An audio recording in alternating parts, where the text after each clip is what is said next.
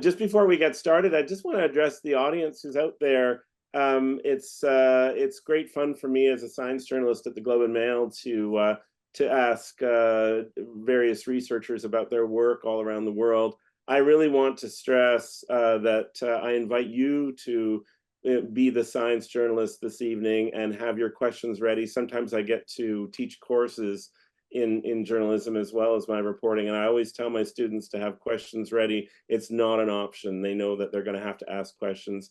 And of course, every time there's an opportunity to encounter expert knowledge, it's a great chance to learn and a great chance to uncover new ideas that you might not have known before. So each of you has the capacity to open up this conversation in ways that maybe weren't expected. So I hope all of you will start thinking about questions, and I feel like my job here is to get the ball rolling, but I'll be in the second half of our evening tonight looking for questions from you.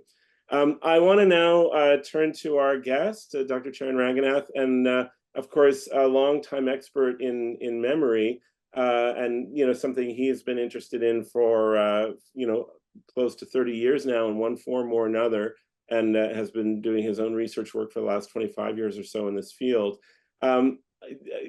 Because we're taking this, and I'm going to say this once so that we can all forget it, because we're taking this walk down memory lane in more ways than one, I'd like to start with your own origin story, with your recollection of what drew you into this field in the first place. And out of all the many things you could have studied, what pulled you towards the question of memory and how it works? Well, probably the shortest answer, and you can always dig in memory and find all the answers you want, but probably the shortest answer is that I did graduate school in clinical psychology. And what I was doing in my graduate training, part of it was involving psychotherapy. And in the psychotherapy context, a lot of what we were doing was working with people about traumatic memories. Sometimes they were things that were distressing. Sometimes there were things that were just absolutely awful. Sometimes it was just about beliefs and fears that people had that were rooted in their past experiences. But people felt that they needed to unburden themselves with these memories. And then meanwhile, I was doing work in the clinic where I was testing patients who were coming in thinking they might have cognitive problems. And the most common problem that came in was people thinking that they had a memory problem.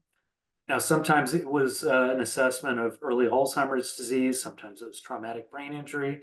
Sometimes it turned out to be somebody who was clinically depressed. But no matter what was going on, memory was the thing that was most disruptive to people's lives. And so it just occurred to me at that time that we didn't have much of an understanding of the neuroscience of memory. And there were these new techniques emerging at the time, like functional MRI, that allowed us to visualize brain areas that are active when people remember and learn. And so that was what prompted me to make the jump, because I felt like we had the right opportunity to make some real advances in understanding how we can treat people. That's amazing. And I can only imagine, it must be such a an exciting journey because my own background, I did a lot of physics in university, kind of came from the physical sciences, and my memory of that is a lot of what we learned were things that had been discovered a century before. How gravity works, why the sky is blue, some of the physical phenomena that make up the material world. There are still questions about them, but they're understood very well to a deep level. Here you have something that's so present and so part of our identity, and yet the mechanism behind it, kind of elusive, just starting to uncover it. So what has it been like to just sort of be in the generation where some of our understanding of memory is just coming to light with the kind of tools you were talking about? Well, it's interesting because I often think about the fact that my whole upbringing, I was expected to go into engineering, and I would have been good at it. But it turned out that when I went to college, even though I had all the background for it, I just did terrible in my classes, and I realized I just didn't like it. And I never thought I would have gone into science, but one of the things that really attracted me to science was the open-ended nature of it, and especially psychological science and neuroscience. And I realized that I'm not the kind of person who wants to solve other people's problems. I really just want to create problems. I'm kind of a troublemaker. And so this field, as you pointed out, is perfect because there's so much unknown. There's so much terra incognito. Uh, is it incognita, I guess. But anyway, there's so much unknown. And the research that we do that's the most interesting often just reveals this whole window into how much we don't know. I often talk about physics actually as an inspiration because I think one of the took me a while to appreciate this, but I think the appreciation of dark matter and dark energy as being the majority of stuff in the universe Hmm. that's out there, and yet we can't directly measure it. It's just mind-boggling to me because it makes me realize there's probably 99.9% of what goes on in the human mind and the human brain we're probably not aware of and not able to measure. And so just being able to appreciate how much you don't know is huge. And so for me, one of the things, and this is one of the things I wanted to convey in writing the book too, is how much uncertainty there is in science and how much mystery there is, and that it's okay. That's actually part of the excitement of it. That's great. I want to dive into the book with you. Just before we go there, if you bring us right up to the present, you continue to do research in memory in your lab at UC Davis. I realize every day is different, but if we were to kind of ask you what a typical day is like or what a typical experiment might be today at the cutting edge of this field, what would it look like today in a memory lab? Well, my lab is pretty eclectic right now. We do many different kinds of work.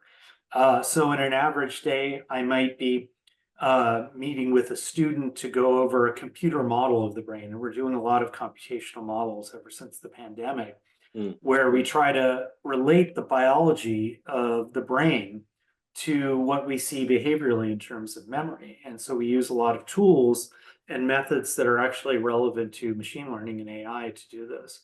Yeah. And so sometimes it will be just a deep dive into the architecture of these models and how to relate them to these concepts that I care about in terms of behavior. Sometimes it would be we're looking at people's brain activity patterns and trying to figure out ways to understand how to relate these brain activity patterns to what was happening at the time the brain activity patterns were being recorded. And that could be like somebody being scanned, we're scanning somebody's brain while they're laying down in an MRI scanner, so this big tube, looking at a movie. And they're watching a movie, and then after the movie, they tell a story about what they just saw Mm. and trying to break down bit by bit, moment by moment, what's happening and try to decode that brain activity and find out what is somebody actually remembering, and can we read that out just from knowing what the brain activity is. Oh, So that's that could be another thing. Then we run some studies with people where they are epilepsy patients and they have electrodes implanted in their brain. And so we might go into the clinic and give them a laptop and test them on their memory for words or pictures, and then relate in the millisecond level what's happening in particular brain areas to people's remembering abilities. That's amazing. Well, maybe we'll get back to some of the interesting things that are now getting possible with the way technology can get into the brain. But you mentioned, that one of the reasons why you wanted to write the book was sort of to, I think, open the door on the uncertainties and sort of the unknowns in this field. Of course, there are lots of books that have been written about memory in the past.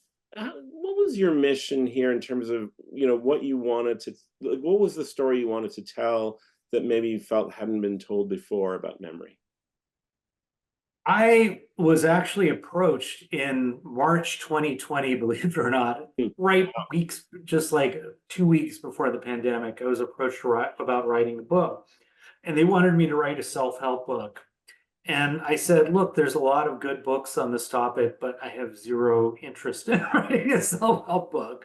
And but I always knew I wanted to write a different book. And so this really, with the pandemic, it really urged me to get going on it, which is not a book to tell people how to improve their memory, but Mhm. really to tell people what and even me, ask people to really critically think about what it means to have a better memory and to think about what memory is for in the first place. And so I wanted to reframe the way people think about their minds and think about their brains, because we have these common assumptions. And these assumptions can make us feel bad about ourselves, or they can give us wrong expectations. They can even lead us to make horrible decisions and have biases and prejudices. And so that's what I wanted to alert people to, is both the unimportance of the kinds of things that we often get frustrated about, and the importance of things that that memory is influencing that they're not even aware of necessarily. Right. Gosh, that's interesting. I completely agree. I mean, it's not a self-help book, or if there's self-help in it, it's sort of through I guess through context, where we sort of see how our evolving knowledge of memory kind of contributes to how we understand it. That's one thing that I really enjoyed about the book. I wanted to look at a couple of passages that were, kind of stuck out to me. And one very early on, just in your preface, really, is memory. Here's you write: memory is more than just who we were; it's who we are and what we have the potential to become as individuals and as a society. The story of why we remember is the story of humanity. And that story begins with the neural connections that seamlessly link our past to the present and our present to the future. It's a lovely image about this kind of bridging across time. We often think of memory as our link to the past. Tell me a little bit more about what you mean, how memory gives us potential. Well, what I mean by that is we look around at the world and we don't necessarily see what's there.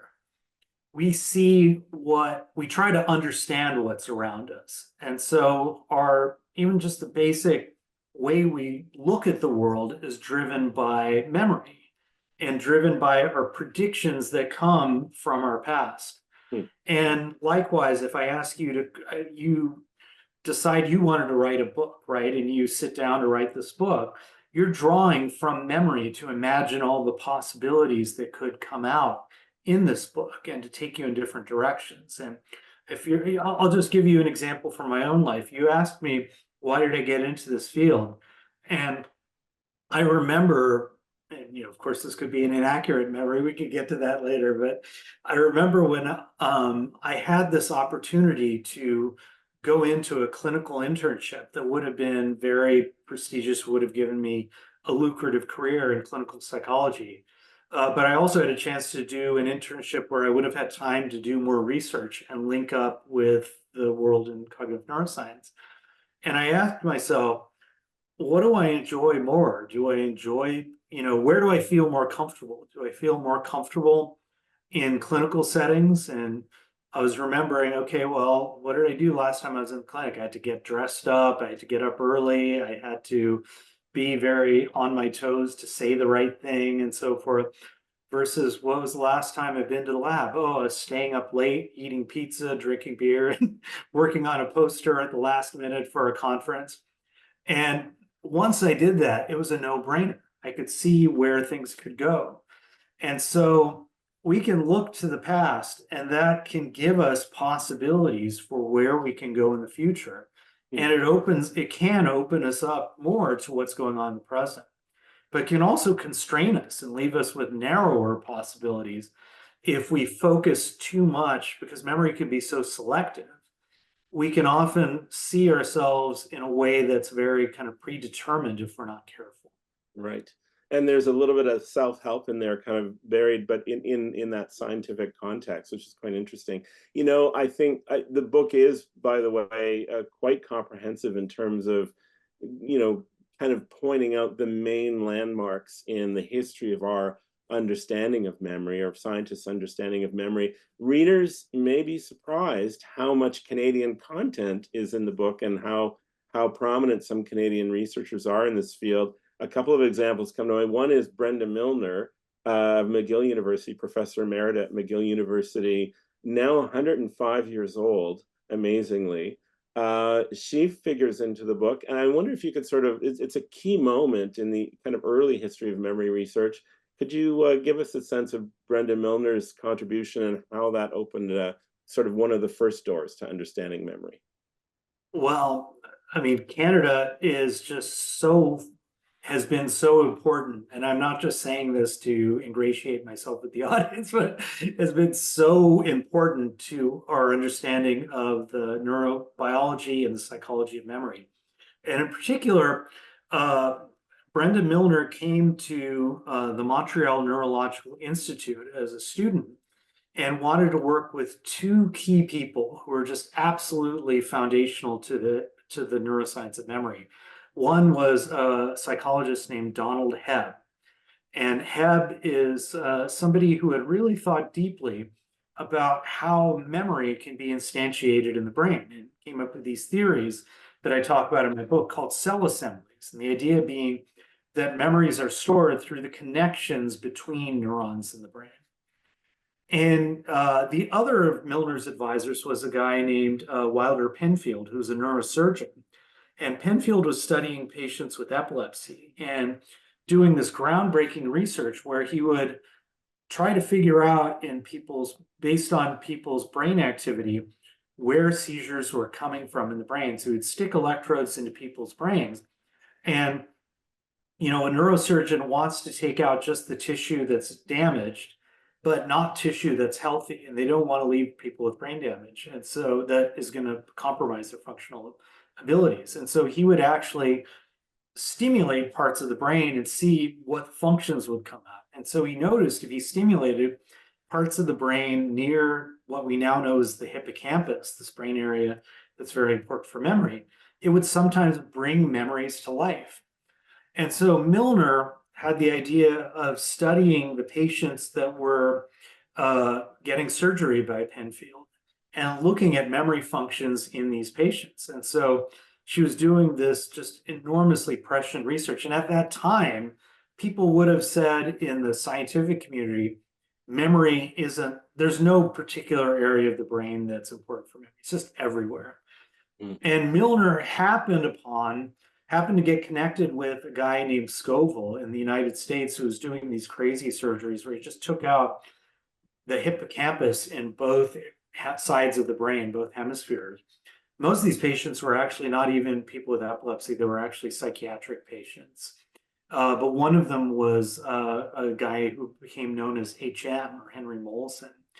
And this patient was severely epileptic, but after the surgery, he had this utter amnesia where he was unable to learn new information. And so you could talk to him and walk out of the room for a minute and come back in, and he would have no memory of having just talked to you. And yet he was intelligent and he had knowledge about his childhood. He had all this information at his disposal. So Milner talked about HM, but she also did all these other brilliant studies with all these other patients. And it just changed everything. It was the shot heard around the world because now neurobiologists could say, here's an area of the brain that seems to be important for memory. And in particular, it's important for forming new memories for facts and events. And it just ignited the entire field. And, you know, it's part of the reason why I got into the field. That's And amazing. since then, she did a lot of other stuff too. I don't want to just say HM was the only thing. Sorry. No, no, absolutely. And I think the idea that the hippocampus is important is one of those kind of routine facts that have kind of penetrated into popular culture. A lot of people do have a sense that that region near the center of the brain does have something to do with memories, and maybe it also is related to sleep and other aspects too. But memory, as you say, it has these specific regions that are important, but it's not just about the hippocampus. So I guess once we get past Brenda Milner, it seems like the next step in the journey is that there are somehow other regions, and maybe memory is more than one thing, or it means different things in different ways. I think all of that's true. The hippocampus is clearly important for memory. And a lot of my career has been both broadening the idea of what the hippocampus may be doing, but at the same time also saying that the hippocampus doesn't do a lot of stuff on its own. right? And I think one of the big unknowns that we still have to work on is to understand how different brain areas come together to give rise to that experience of remembering. Because we know that the hippocampus doesn't do it alone. I've talked about a network of brain regions in my book called the default mode network that seems to be very critical for remembering and unpacking memory. And many people actually in the Toronto research community have done a lot with that. So I've done, I think that's a very important topic, and it's actually quite relevant to Alzheimer's research too.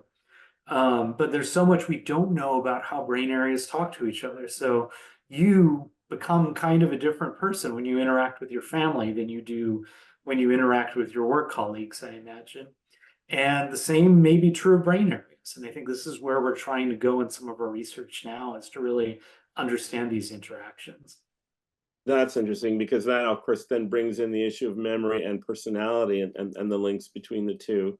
One thing that your book had me thinking about was, 30 years ago when you were, a graduate student or kind of getting into, clinical neuroscience, I was working at the Ontario Science Centre on a new exhibit that the Science Centre was putting together for the APA about 100, kind of 100 years of research on the brain. And at the time, we had kind of all the local experts come and speak to us. A very young Jeff Hinton was telling us about his early work with neural networks, for example. But also we heard from Endel Tulving, who, a prominent memory researcher at the University of Toronto, who just passed away about 6 months ago. He is also, he towers as a character in your book, especially, kind of bringing out this idea that there are different kinds of memory. For example, his idea of semantic memory and episodic memory. And, I was introduced to those ideas 30 years ago. How are those ideas holding up? And can you give us a sense of this work that occurred in Toronto and where it's gone since then? Well, Endel solving has been just foundational to so much of the work that's going on right now. You can talk to neuroscientists who study memory in mice, and you can talk to people like me who study humans. And everyone's aware of Tulving's contributions. It's so foundational. So during a lot of the history of psychology, people thought about learning in terms of stimulus response associations, that it's just basically this library of saying A is associated with B, B is associated with C. And Endel came out fairly early in his career and said, you know what, this isn't quite right. It's not that you just have these memories for associations, and some are strong and some are weak. It's really that you have these different kinds of memory systems that later people started to say. One is what he called semantic memory. And so you can, for instance, be certain when I ask you, hey, tell me something, some facts about San Francisco, and you might tell me with confidence, well, the Golden Gate Bridge is a place in San Francisco, and it's in a state called California. I can also say, hey, do you remember your last trip to San Francisco? And if you've ever traveled to San Francisco, you could probably give me a vivid memory of being there and visiting the Golden Gate Bridge and so forth. And so Tulving argued that those are very different forms of memory. One is based on the meaning of things in our world, and the other is really anchored to a place in time. There are sort of these little blips in the timelines of our experience. And he said those are fundamentally different ways of thinking about things. So, in other words, like banana, well, this is a bad example. Okay, I'll give you a better example. Let's say if I'm talking about a glass of a fine, Burgundy wine or something like that, right? Well, Burgundy wine might be more related to, let's say, a martini or something like that than it would be like related to a sandwich. I think we would all agree. But then again, if I was eating a sandwich and drinking this glass of wine with you in a particular event, in episodic memory, all of those pieces of information would be linked. So episodic memory is thought to be this workspace for linking things that don't necessarily go together, except for the fact that they happen to be at one place in time. So this was an enormously controversial idea. And even now, there's a lot of people who don't like this idea. But Tolkien went even further because what he said is when we have an episodic memory and we pull it up in our minds, we engage in what's called mental time travel. And when I read the term mental time travel, I immediately thought this is crazy. I'll just admit it, I didn't have the imagination to appreciate Tolkien's contribution. And he really emphasized this idea that part of it is a feeling, a conscious experience of traveling in time. And then he even went further because he had studied a patient named KC, who is also Canadian, who had severe amnesia. And he found that KC didn't just have a problem remembering the past, but he also couldn't tell you about where he was going to go in the future. He Hmm. seemed to be stuck in this perpetual present. And so Tulving speculated that episodic memory is this vehicle for time travel in both directions, that it can take you to the past, but it can also take you to the future. And that was just an enormously, I think a lot of people didn't even take it seriously. And years later, researchers started to pull up evidence from other patients who had hippocampal damage who also couldn't imagine their future in much detail. And Shana Rosenbaum, actually, in York University nearby in Toronto, did great work on this topic with Casey and with others too. But also Dan Schachter, who's an alumnus of Rotman in Toronto, did it too. But and Donna Addis, I'm sorry, I just keep mentioning all these Toronto psychologists, but the point is that work turned out to be quite prescient. And we and others have done research with fMRI showing that in fact, when people recall an event from the past, we can actually find neural signatures that relate to that time when that event took place. And likewise, other researchers have shown that when people imagine the future, that pattern of brain activity can be very, very similar to the pattern of brain activity when people reconstruct the past. Right. And so episodic memory seems to be part of this system that we have to take the past and to imagine the future and to take our general ideas of what's going on in the present and use it to reconstruct the past. Well, and it seems like this is an appealing picture from maybe from an evolutionary point of view. I mean, the idea that maybe memory is like this storehouse of experience that can advise us about the future or about planning. And I know one thing that struck me about the book, this is towards the end, where you sort of talk about memory as a shared experience. I'm just going to read one more short paragraph here, because it also gets at this idea that these systems that we're talking about don't just sort of pop into being wholly formed, but they're dynamic.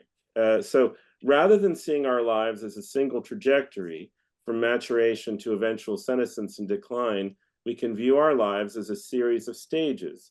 At each stage, memory is doing exactly what it has evolved to do, and in the process, it connects us with one another, grounding us in the social world. So there's lots of big ideas in there, but I wanted to ask you a little bit about how evolution, or what we've come to understand about evolution, might inform our understanding of how these memory systems appeared.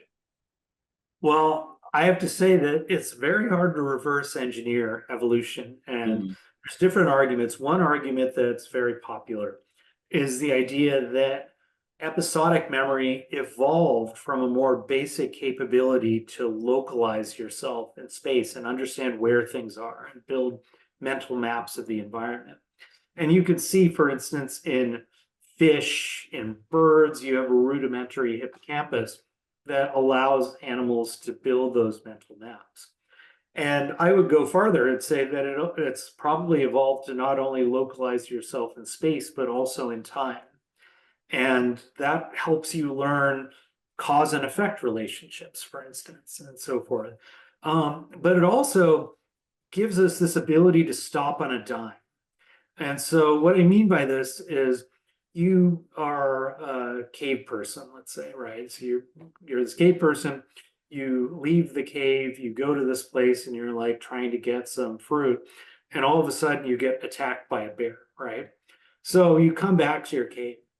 Now you survived that attack by the bear, so it's over with, right? Why do you need to remember it? Well, the only reason you need to remember it is because you don't want to get attacked by that bear again. Mhm. You want to remember not only that you got attacked by a bear, which is what people focus on, is remembering what happened. Mhm. You also need to remember how you got to that bear. What were you doing in the first place near that bear? Because you don't want to repeat that mistake again. And so that's what I mean is that memory is really about the future. It's about taking the information from the past that we need into the future. And in that passage that you read, one of the things that I started to consider is this more collective function of memory, which is in humans, so much of language is actually spent exchanging memories. And you could argue this is what's given humans such a huge evolutionary advantage because you can not only learn from your own mistakes and good fortune and all these experiences, but you can learn from mine because once I share my memory with you, it's now our memory. It's no longer mine or yours, right? And that opens up a whole new level of culture that you can have. And then you can think about, okay, well, how do you learn? How do you remember? And at different stages of life, we can do it in different ways. A child can learn through play and exploration. An adult needs to be much more constrained by their goals and thinking about, okay, how's this going to help me get resources for my children? Or how's it going to help me protect my children and plan for our family's future? As an older adult, it's about really sharing the wisdom that you've accrued and sharing your knowledge. And so it's less goal focused, it's less episodic, but semantic memory becomes crucial because now your role in the society is not to generate children more and more and deal with your nuclear family, but playing a bigger role in protecting your kin and helping your kin thrive. And I pointed out in the book that you can see this in other animals that have a long lifespan past fertility, like orcas even.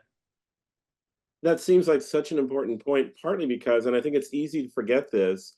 I mean, we're now surrounded by so much memory technology, and I don't just mean computers and video and so on, but books and printed word. You can write down your memories if you want to. You can have a diary, but for most of human existence, none of that existed. There was no written language. There was only kind of this vocal exchange of memories, and I wonder if we're overlooking that a little bit, that humanity kind of emerged without all of those other aids. And that, if we think of memory just as our own kind of private little photo album, we're missing the point of what it's really for. Do you think there's something to that? Oh, absolutely. One of the things that I really enjoyed thinking about and writing the book was the role of oral history and how information, for instance, used to be transmitted. So, I grew up hearing stories about the Ramayana and the Mahabharata, which are like the two Indian epics, right? And in school, I learned about the Iliad and the Odyssey, and we read those books. Those stories were transmitted as poems by bards, and they were transmitted before they were written or by people who weren't writing them down. They were memorized. And it really gives you a sense, and you can see this in things like, amongst, in Judaism too, in early Judaism, there was a lot of memorization as part of the culture. And, for people who are Hindu priests, they do so much memorization.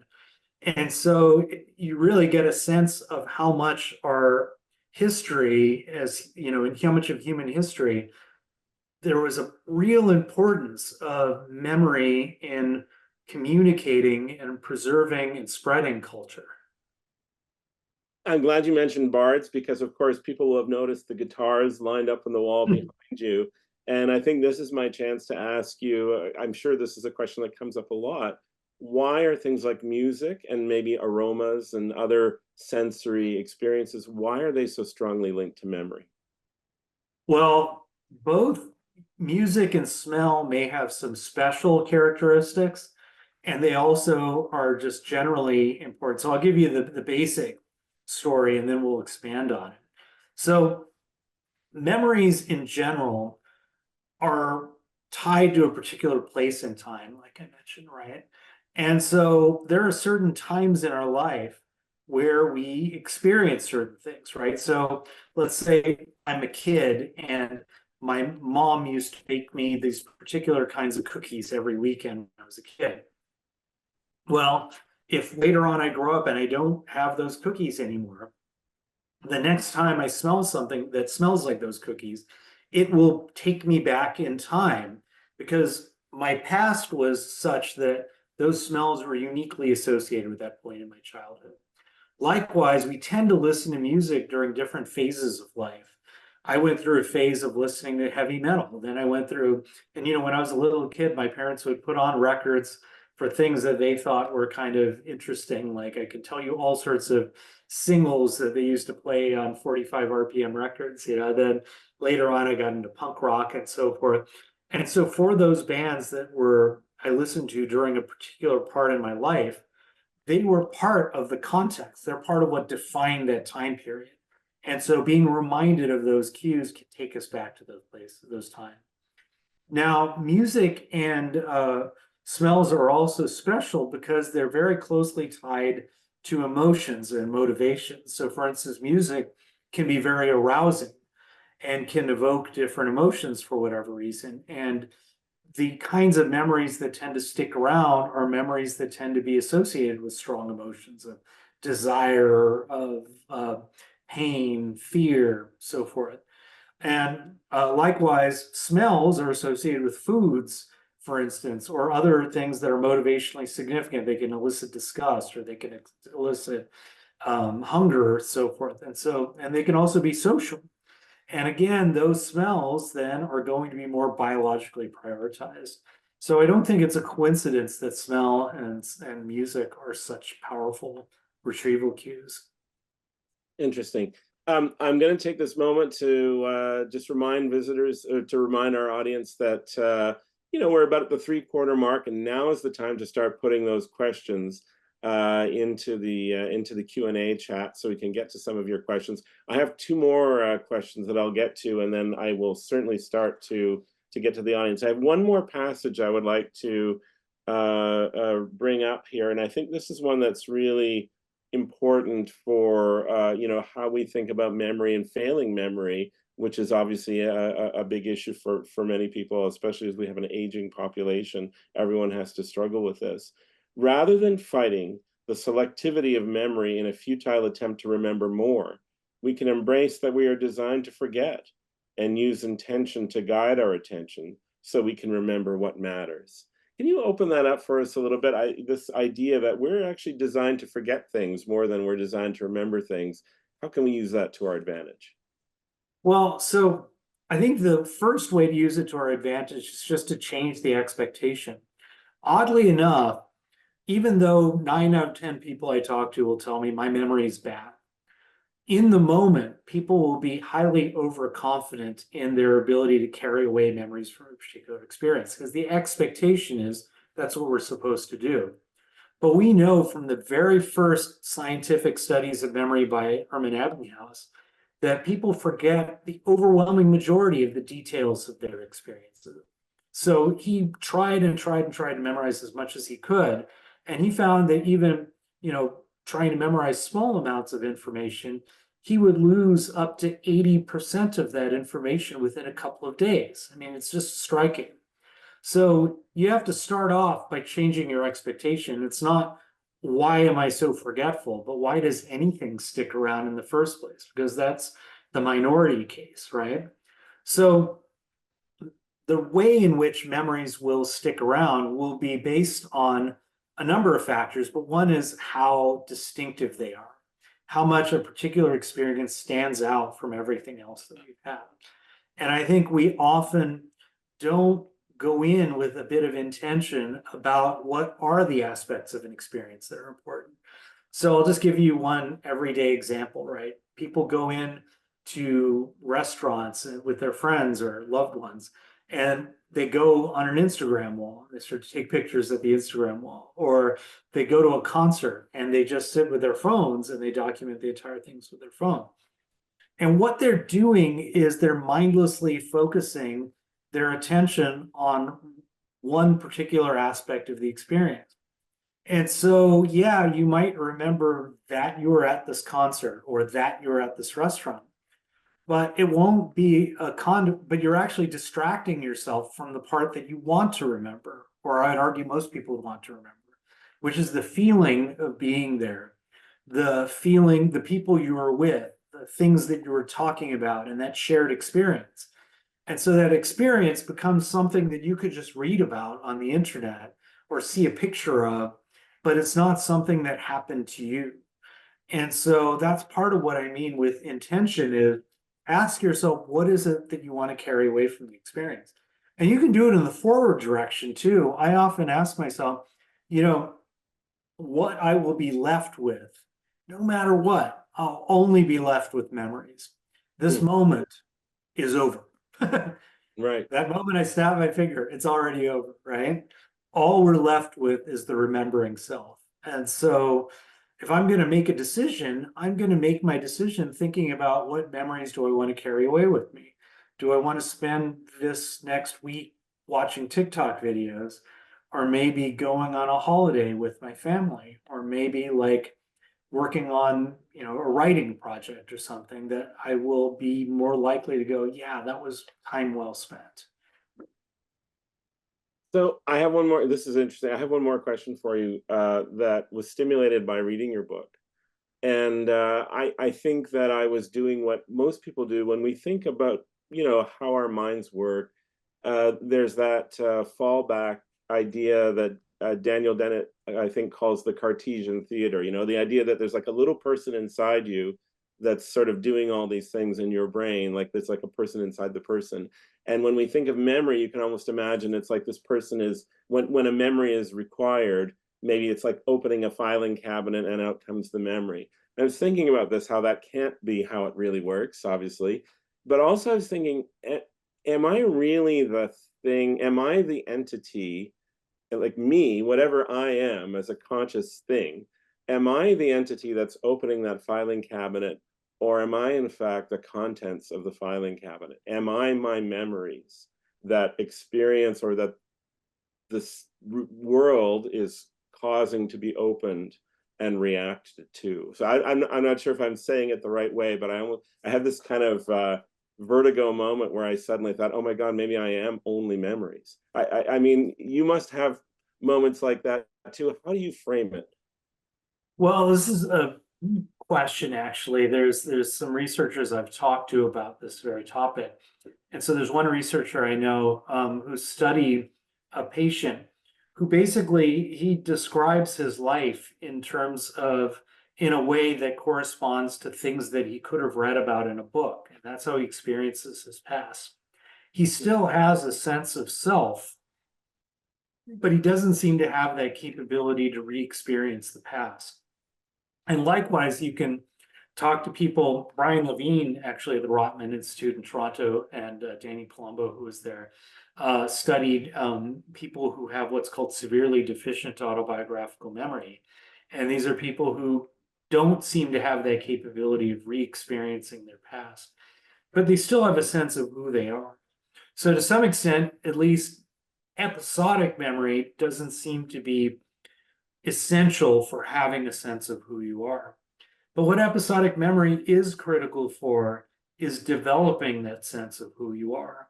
So when you see people with a memory disorder, like in the early stages of Alzheimer's, or say they've had a hypoxic event or something, they often get stuck and their sense of who they are is frozen in time from that time. You could see this in patient HM too, that their sense of who they are is frozen in time. And so it's like even seeing themselves in the mirror is a little bit jarring because it's not the person they have in their head. And they don't seem to be able to develop and grow. And in fact, I think we often have this illusion that I am the same person that I was 10 years ago, but that's not really true. We're constantly changing and developing. And a person with a memory disorder doesn't have that opportunity. So that's only answering part of your question, which is this relationship between memory and the self. But I do think it's important. And I think it's important too because episodic memory can really expand our sense of who we are. You can be somebody who thinks of yourself as a failure, And, one of the things we used to do in the clinic with cognitive therapy is remind people of counterexamples of this and say, hey, but didn't you do this? And then they recollect that experience. And in that moment, they now believe that they're a different person, right? Likewise, I can be in a state of total, I can be very miserable and be reminded of something that's great going on in my life. And that can give me this moment of happiness. And I can be, in some sense, a different person. So our sense of who we are, what we're capable of, can be changed often very quickly based on episodic memories. As for Wow. how it relates to pulling it out from a book, I think Yeah. it's much more like, I think I said it in my book, that memory is much more like a painting, that it's something that we construct in the moment based on how we feel and how we think and our perspective in the moment.